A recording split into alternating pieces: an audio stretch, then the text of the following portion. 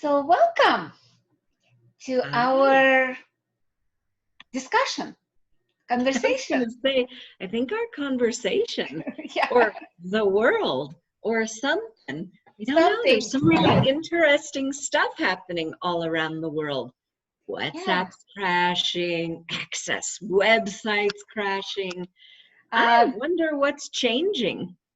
Yeah, I wonder how much of that reality that's based on technology, based on virtual realities, is no longer valid. That's kind of cool. I really like that, actually. Yeah. Because if it's falling apart or coming apart at the seams, so to speak, then there's this space that opens up between all the glitches. You know, as the glitch happens, there's this opening to what I perceive is almost this, it's almost like a tear in the space-time fabric, you know, whatever you want to call it. You know, it's this I can almost see the blue sky through the glitching, you know? Yeah. I don't know how to like verbalize that, but it's this just beauty, this openness to be and to have everything, depending on what it is that we're choosing. Especially like looking now where you're sitting, in the back of you, that gorgeous blue sky that in Guatemala, and I'm looking outside and the clouds, everything, Earth is expanding. Yeah. And Earth is receiving from this sort of pseudo pause that we've had for the last few months. And Earth is also asking for us to include her, to include everything that's on the planet, to include really every energy that's there and that's offering and that's willing to play and to contribute and to be included, not overridden or ignored or dismissed, but it's actually saying, hi, I'm here. Will you receive for me? Will you receive with me? With Will all you the receive technology. for me? Right. With all the technology, it's always been on the go. You have to do and to do and to do, go online, create, post, all those WhatsApp, Instagrams, Facebooks. Today we didn't choose to go live, partly because of the technology glitching, but partly it's such a freedom just to have the conversation here on a Zoom. Yeah. Recorded, where we can slow down or speed up at our own pace. I actually love that. The demand in our universe to choose, no matter what, to show up in a way that works for us in those 10 seconds, to choose to create, to choose to create, to choose to create, and everything opens up beyond that. It's really, really cool. Yeah. So with those glitches, how much can we create and generate beyond this virtual reality with Earth, with the world, with people? What can we change in this conversation, at least, by being who we are without hiding? Because that's kind of like our group. Kind of like, or that's the group we opened up. And that's the demand we made on ourselves. And if anybody else would like to, you know, choose that for themselves too, they're certainly welcome. But this is our play space, our practice space to step into being more without hiding, and invite everyone here and everyone who sees these recordings, these videos, to do the same. Who are you without hiding? And what if actually this struck me when you were speaking before about the glitching and about technology and about being us and not hiding. What if we, truly being us, are not just the gift that the world's been waiting for, as Dr. Dane says, but what if we're the glitch that invites the world to let go of the faux, of the fake, digitized surface, and delve into the vulnerability and the presence, literally, that's so nurturing and so kind and so intensely aware, Mm-hmm. to be a contribution for ourselves and for everything on the planet. Remember the class that Gary Douglas did years ago with 9 trainees? Mm-hmm. The magic Yeah. of being who we are, truly. And one of the things he was talking about was that we are algorithm interrupt walking. So what if now magic is here and open to everybody to receive that, open for us to use that? And that's what creating the glitches. Yeah. Yeah. And last year, there was this mutant class, and everyone was speaking about mutating to a new reality, new possibilities. The willingness to ask a question is a mutation to a possibility. It is the magicking from status quo and this is what's always been done to, wow, I wonder, and creating literally this wonderland of experiences that you could have, Exactly. by Because asking, by choosing. mhm.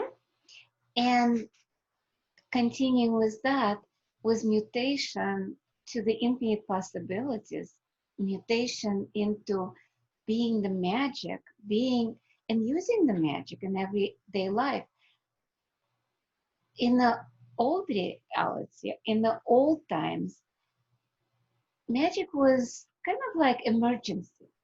Yes. Like with grandma lifting the car when the grandson is under the car, or jumping the time, getting somewhere faster than we could physically when we needed the emergency magic. Yeah. Only when totally required.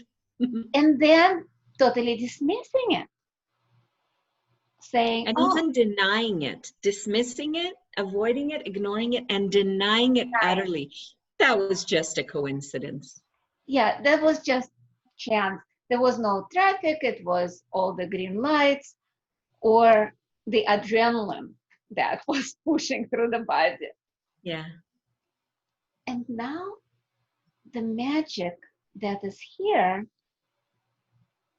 was like there's a lot of movies, a lot of shows starting to show more magic, how magic is leaking into the world. What if those producers, those writers are actually perceiving what's true? That the magic is here now. Yeah. Going through all those ley lines and available for us to use to create more in our lives, to create greater possibility for our bodies and magic for this planet and for Yeah. everybody.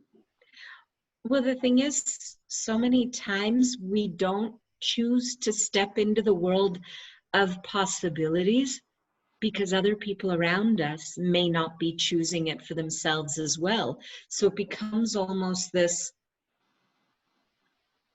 untenable, unhavable, unchoosable Unfathomable. thing, unfathomable, inconceivable, and it's out, not available to be chosen because nobody else is. So how many times are we making ourselves wrong and shutting the magic and the possibilities off in us because of other people around us that don't wish to know that magic or possibilities or miracles or, you know, quantum entanglements or however weirdly you want to get into the world of possibilities actually exist. Yeah, but what if by us choosing more magic, choosing more possibilities, what if it is opening the door for everybody else, even for people who cannot imagine that it is possible? They see that we are using it and choosing it and creating with that. What if they now, instead of saying, oh, it's impossible, they say, oh, she has it. Maybe I can have it. What if I it, love that, you know? yeah. So instead of looking at it and not choosing because other people not choosing it also, or being judged, how dare you, or how lucky you are, or whatever the judgments are, what if it is an invitation Yeah. to being more for everybody? Because it's available to every person, every being, every plant. It's pretty much in the air right now. And when we don't buy all the stories or all the limitations that, well, so many people tend to buy, but if we don't lock ourselves into that, we open a doorway of possibilities for us and for anybody and everybody who goes, ooh, what's that person having? Ah, I like to have what they're having. Mm-hmm. And then it becomes Yeah, kind just of like like when Harry met Sally. exactly, a whole orgasming room. I'll have what she's having. Yeah. I had the Yes. same. Yes. But it doesn't have to be fake. That's the thing. It's not about being fake. It's about actually, actually inviting that pleasure and the joy and the nurturance that these whispers of possibilities are in the world. And that they'd Which is like to funny invite each of us because, to be. yeah, I remember a moment quite a few years ago. I was at the Akashic Records conference here in Chicago, and we went to grocery store with a few friends.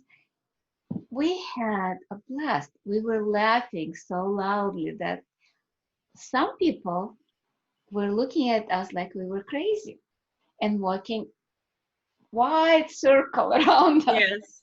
And then there was a cute, Lest you shake up their boat, you know, on their reality of Lake Placid rather than, you know, Joyride. that was a totally joyride. We were laughing, we were jumping, we were doing all kinds of things in the middle of the store. And then there was a cutest older couple, and exactly like when Harry met Sally, she looked at us. It's like, I'll have what they're having. Yeah.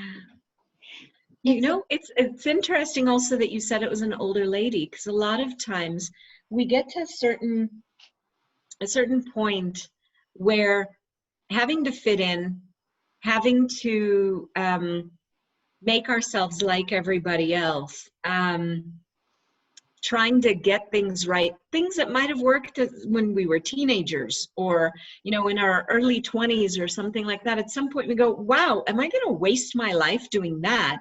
Or am I going to begin choosing what I'd love to have as my life and living?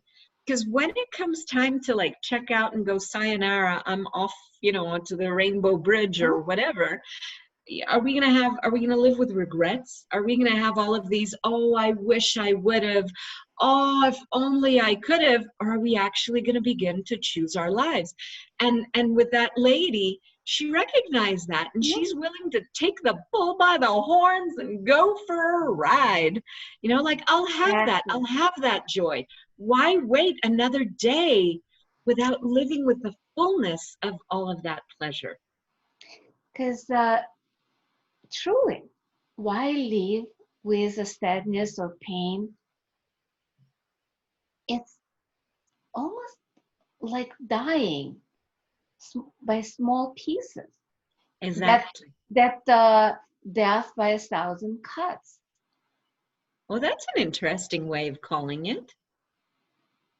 Because if I'm not happy, Mm-hmm. that's what I noticed. That if I'm not happy that day or that hour, I feel I'm being cut and dying slowly.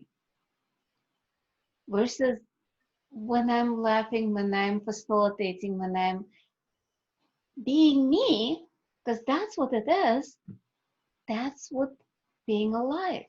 And today, actually, I was facilitating a bars class, and we were talking about that a lot of people avoiding death Yeah. while Not not actually living. living. You And know, Benjamin Franklin said some people die, I had to look it up, but some people die at 25 and aren't buried until 75. exactly, that's brilliant because He a was a lot, pretty brilliant guy. yeah. And so, what if we stop being walking dead? Because Oh that's my what, God. Oh, I just went right to my implant bands when you said that. Oh, the Walking Dead. Can you imagine living as the Walking Dead rather than living? It's like you have a life sentence, you're condemned to life on the planet, but Mhm.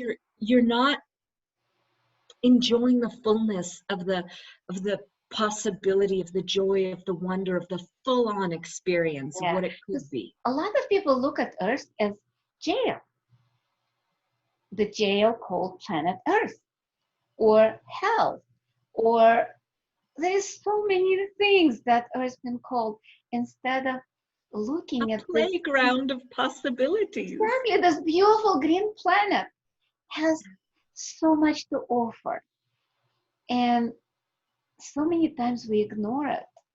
And So refuse it. refuse it, refuse the contribution that it is. Wow. What So if we what if could we begin actually connect? receiving?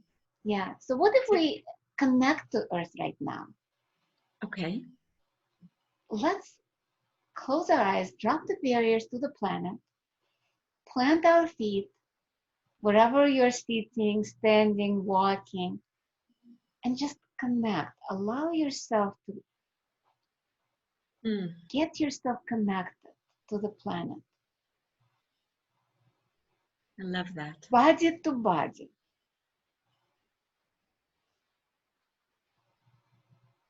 and just Wow. be with that. With no barriers to the planet, with no barriers to anything.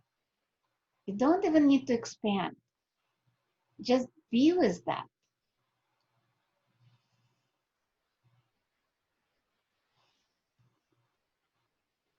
And ask, Earth, what would you like right now? What contribution can I be for you? What energy can I contribute? What can I be now to make you more joyful, more alive? And what can you contribute to me today? Helen, Yes, sorry. Um, I'm just getting really, really teary me as too. you're saying this. Because what I was getting, what I was perceiving, what was showing up in my world is all I'd like to do is just for you is just to receive me, like Yeah, in the earth's voice. yeah, That the greatest contribution we could be is actually to just be present and to receive all the gifts. Just look at the earth, look at ourselves with the eyes of gratitude, not of judgment, and actually begin to be grateful for this amazing miracle that we're in and receive it. Truly, truly receive it. completely. That's what I got. And that's why Wow. I got so teary. Yeah. And Wow. those tears are actually the body releasing, allowing us to connect. Wow.